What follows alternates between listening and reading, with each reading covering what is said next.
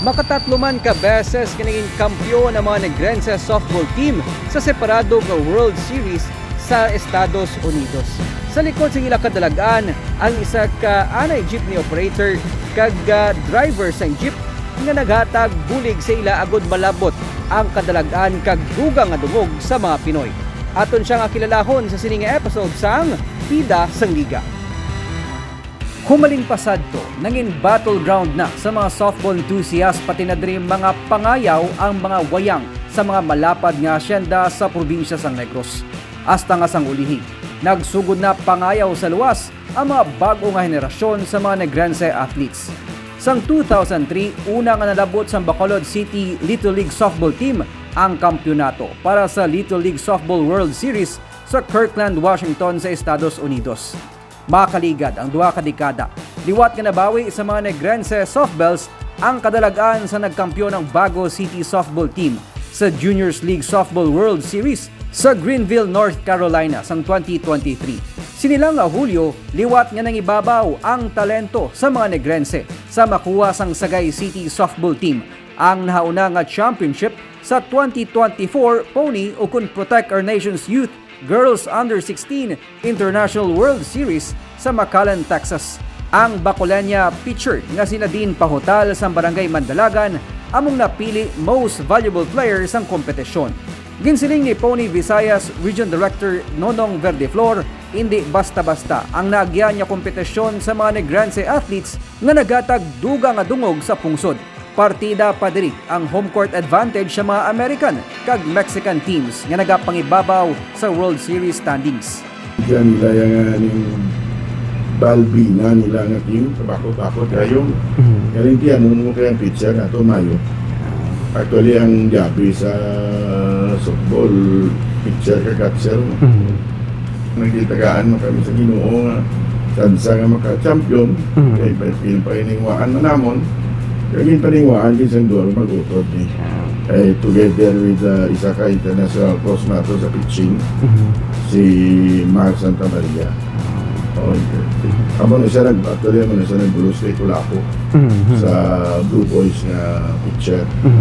Sa likod sa mga kadalagaan sa Negrense softball team, ang taga Bacolod nga anay katapo sang Philippine Softball National Team nga si Rinaldo Fuentes ukon mas kilala nga si Coach Guy. Si Coach Guy nangin anay jeepney operator kag driver nga sa malawig na nga tinuig.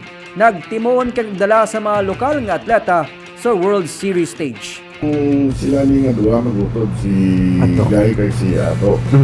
Amo ni sila ang naghatagid sang Mayo nga training, medyo dumayara sila sa ako nga pag-i-observa sa ila, dumayara sila science wala sa softball. Nagsubong, ayoko sila nga masulog kami sa Pony, kaya wala man kami bunggo sa Little League. Accept sila sa Sagay, together with Benson Fernandez, ang Sagay City Sports Coordinator. Naging support man ni Mayor Narwina Bilosa kag ni Congressman Terking Lanyon, together with Mayor Bading Escalante, Mayor Manolet Escalante kag si Vice Mayor Bibo Cueva. Gintagaan nila sa dako nga support amo na nga daw kamag-an bala. Nanging kabahin man sang coaching staff sa Negrense softball team si Nelsa De La Gente nga nanging kabahin sadto sang 2003 Little League Softball Champions. Sa nga post sa social media, ginpabutyag ni Coach Nelsa ang pagpasalamat kag pagdayaw kung paano siya gintagaan sang kahigayunan ni Coach Guy para malabot ang iyang mga handom. Istorya niya nga sang 8 pa lang siya katuig.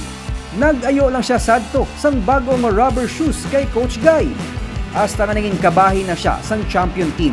Kag karon, nagaserbe naman nga softball coach sang isa ka eskwelahan sa Estados Unidos. Para kay Coach Guy, naghatag lamang siya sang giya sa mga atleta nga handa maghatag sang dedikasyon kag disiplina para malabot man ang ilang mga handom nga mapatinad ang ilang pagpangabuhi paagi sa hampang nga softball. Sa edad nga 63 anyos, padayon karon nga ginaguide ni Coach Guy ang pila pa ka mga Negrense softball athletes. Kabahin na diri ang iya ikatatlo nga anak nga 12 anyos nga lalaki nga nagahampang sa Southern California sa USA.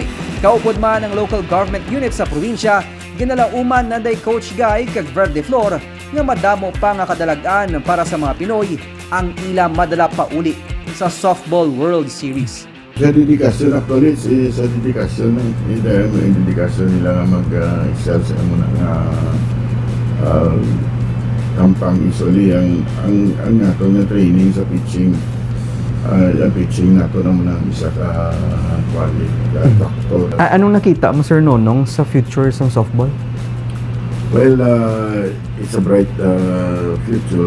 Though namin siya kung given the chance and the opportunity to excel. Tagaan na siya sa support sa gobyerno. Ako isang factor nga maka-uplift sa aton nga hampang. Sa madason na nga simana, natala na nga magapauli ang Sagay City softball team sa pungsod kundi ginapaabot ang isa ka Heroes Welcome para sa ila. Sa hampang nga softball, ila ginpakita ang ikasarang sa mga Negrosanon kag iban pa nga mga Pinoy na hindi lang basta magdaog kundi mag-dominate sa international sports competition. Time out kita na sa mga issue kag problema. Kag saksihan nato ng mga highlights kag maaksyon ng mga pahampang pati ng mga istorya sa mga pagdimakas kag kadalagan sa aton nga mga lokal nga atleta kag mga legends sa sports. Dili lang kundi all out ang aton mga bida sa liga.